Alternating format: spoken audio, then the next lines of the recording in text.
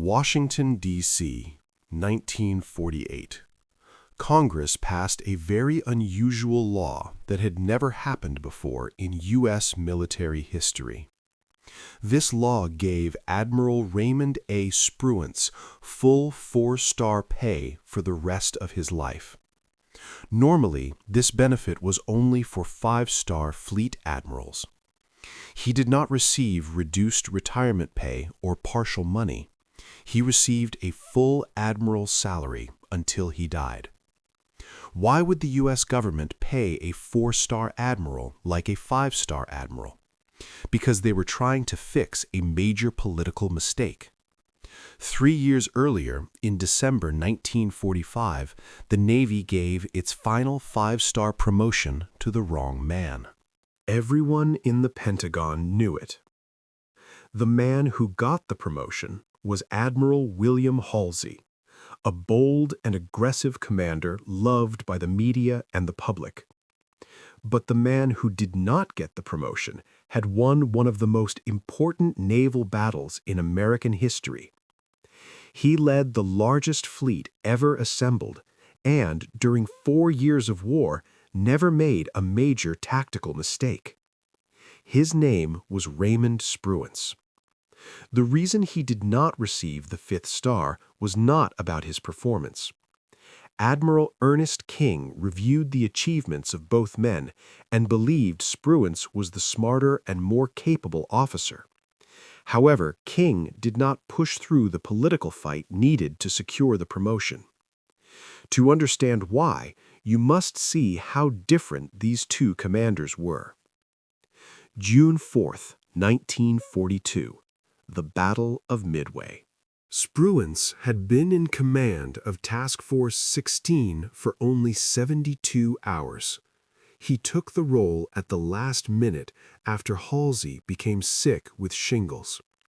He now faced the most important decision of the Pacific War: when to send his aircraft to attack the Japanese carriers.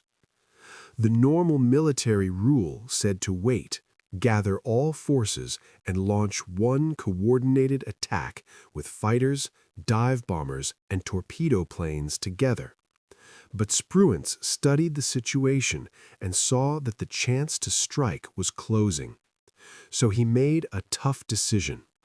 At 7 a.m., he ordered the planes to launch as they became ready, not as one coordinated attack, but in separate groups. He understood the numbers and the risk. The Japanese carriers were far away, and the planes needed time to find them. This pushed many aircraft to their fuel limits. The F-4F Wildcats and TBD Devastators had very short range. Even the SBD Dauntless dive bombers were taking a big risk. Spruance was sending the planes into uncertainty. If the Japanese carriers had changed direction, the aircraft from Enterprise and Hornet might run out of fuel while searching empty ocean. He knew many pilots might have to crash into the sea because of low fuel. It was a calculated risk. But Spruance understood what was at stake. Every minute he waited gave the Japanese a chance to attack first. So he made a hard choice: risk pilot safety for a chance to destroy the heart of the Japanese Navy. Between 10:20 and 10:25 a.m. on June 4, American dive bombers carried out what historians call the most decisive 5 minutes of the Pacific Naval War. In just minutes, 3 Japanese aircraft carriers, Akagi, Kaga, and Soryu, were destroyed. A 4th carrier, Hiryu, sank later that day. Spruance had changed the course of the war using careful thinking and precise decisions. This was his style: calm, analytical, and methodical. His team called him the electric brain because he could solve tactical problems faster than almost anyone in the Navy. He rarely raised his voice and avoided the media. When reporters tried to interview him, he usually walked away. Halsey was the complete opposite, especially in ways the American public noticed. October 24, 1944. The Battle of Leyte Gulf. Admiral William Halsey, Jr. commanded the Third Fleet, the same fleet Raymond A. Spruance had led earlier as the Fifth Fleet.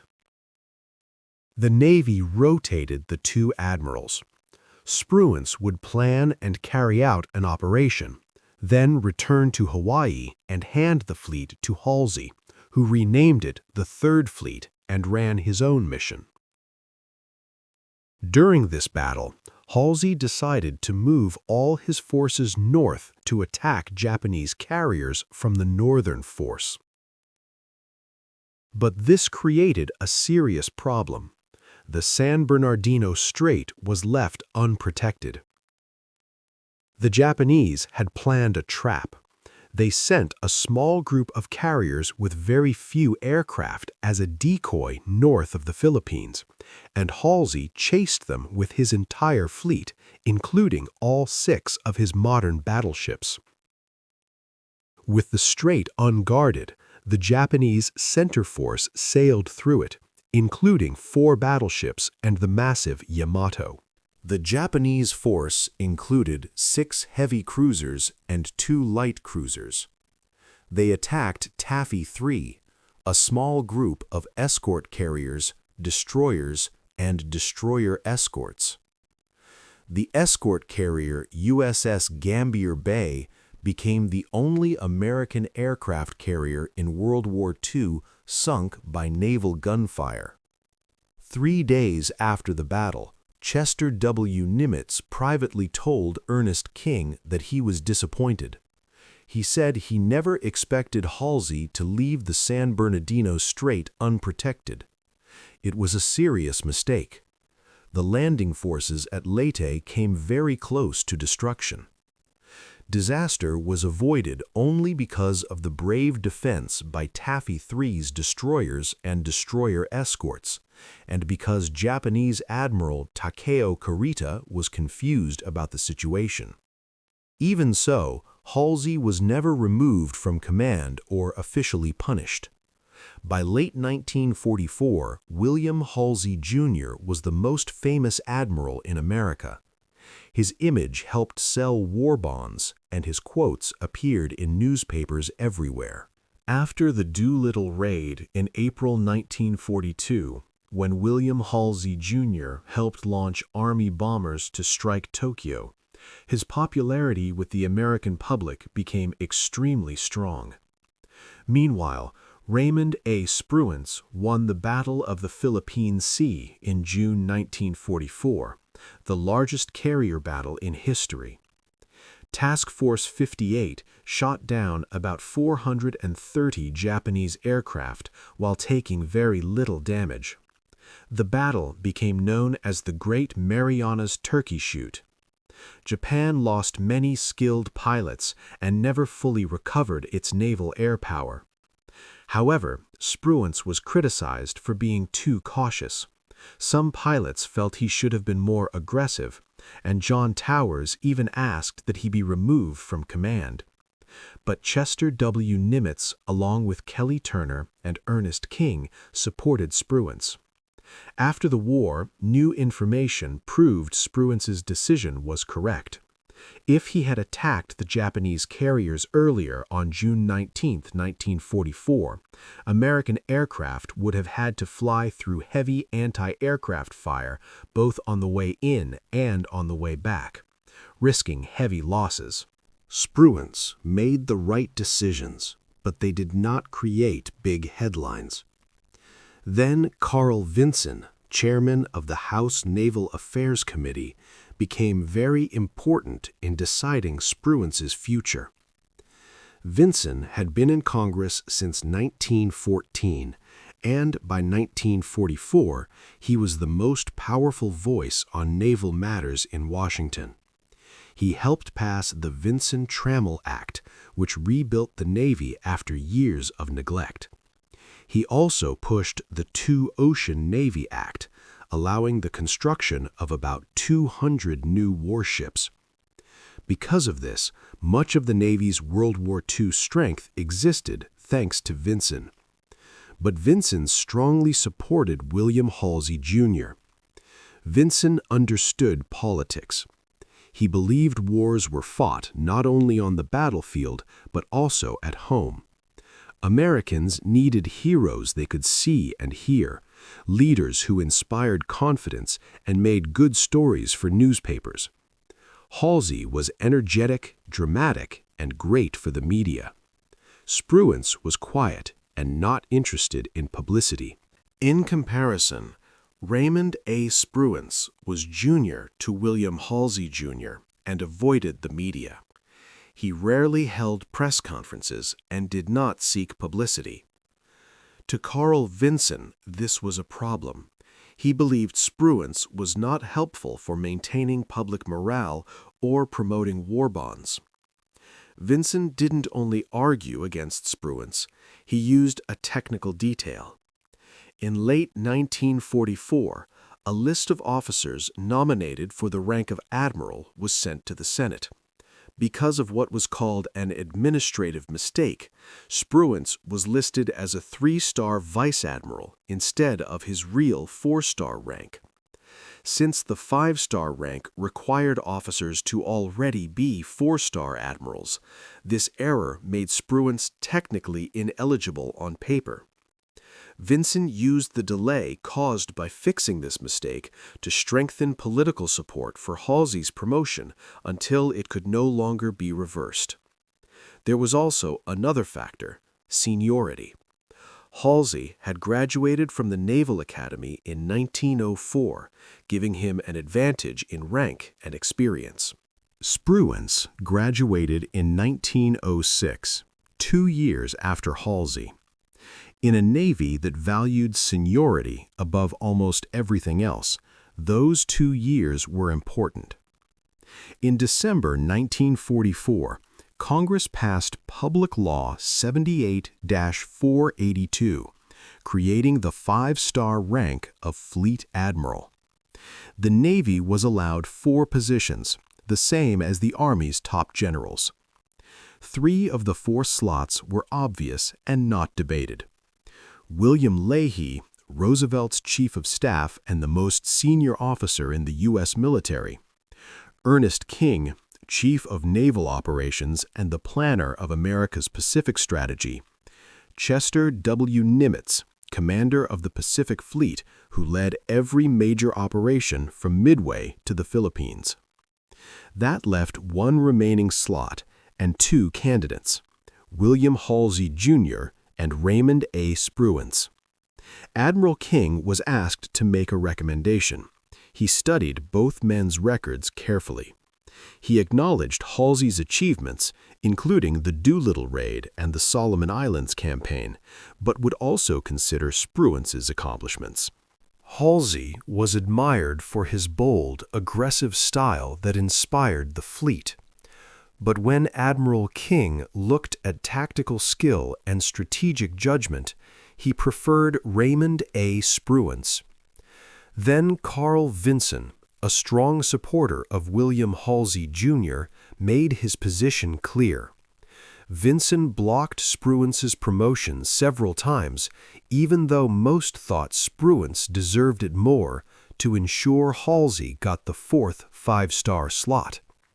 Vinson didn't just argue, he threatened to block the entire law if Halsey wasn't included. King couldn't fight this.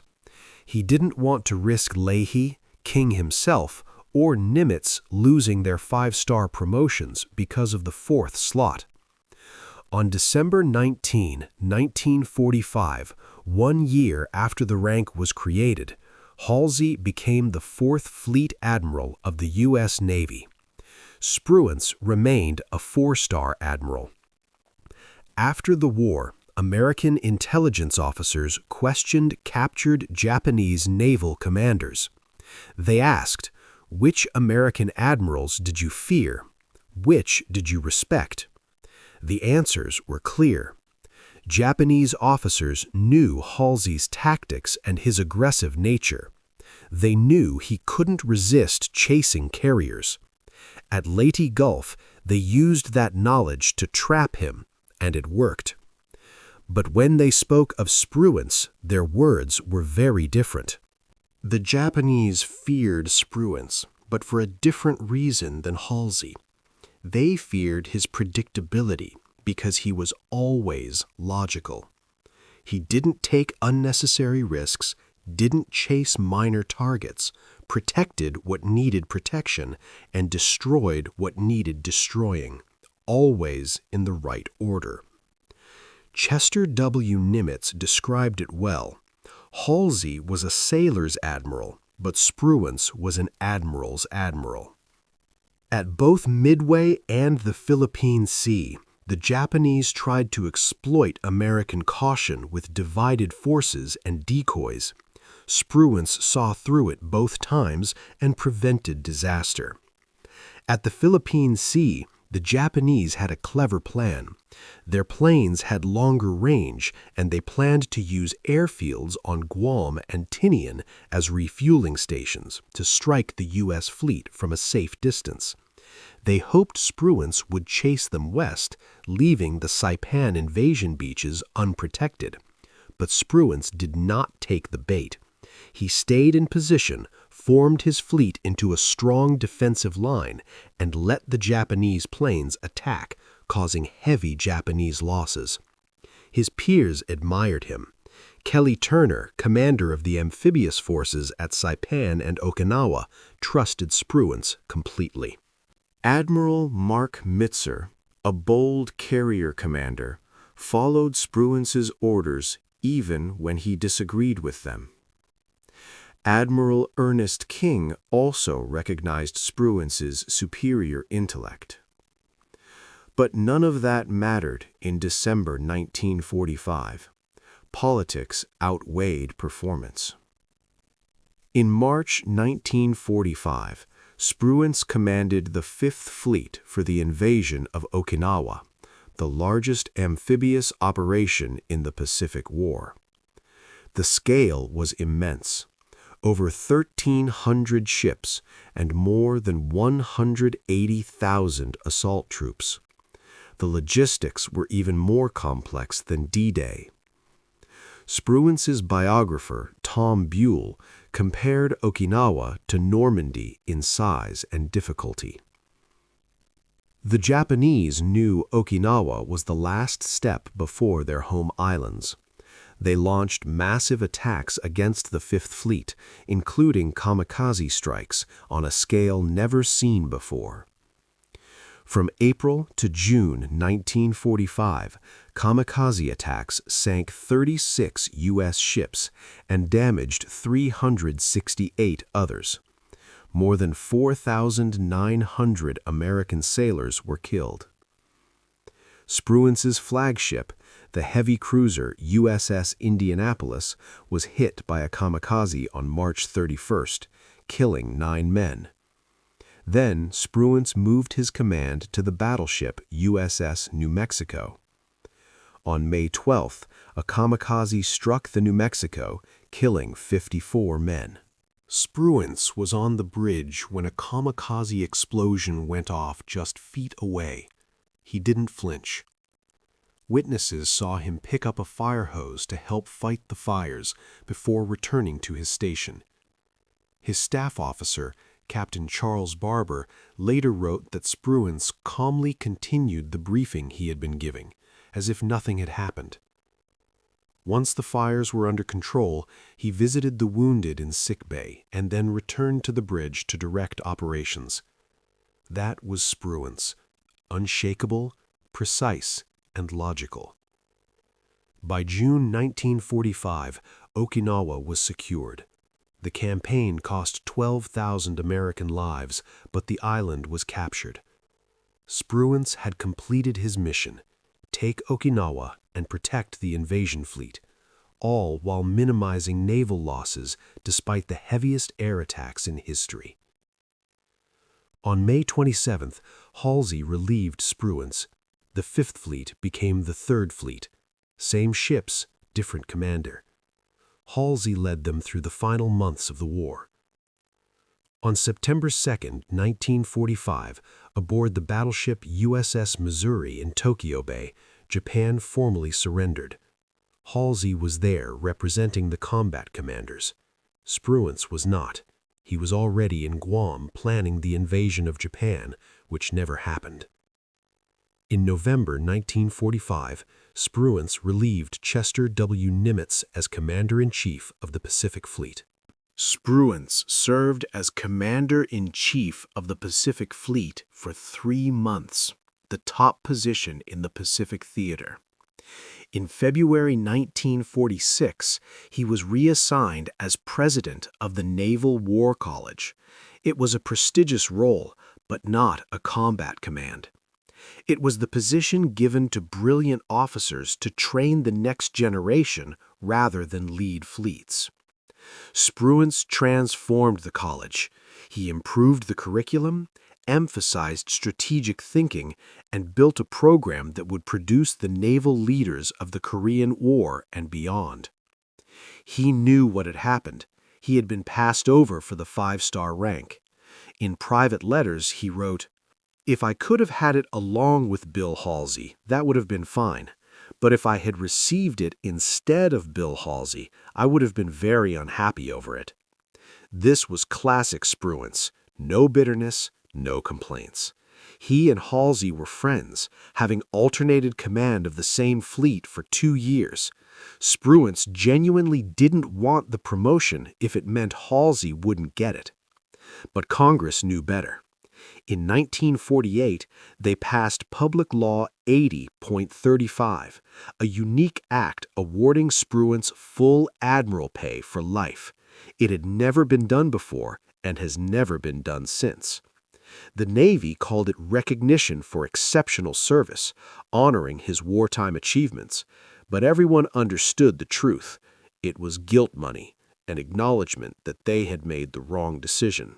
After Carl Vinson retired from Congress in 1965, there were several attempts to promote Raymond A. Spruance posthumously to Fleet Admiral. Every attempt failed. The Navy's official stance was that Spruance had already been honored with the Special Pay Act, so no further action was needed. In 2001, Congressman Mike Pence introduced H.R. 2492, which would have allowed the president to posthumously promote Spruance to Fleet Admiral. The bill died in committee.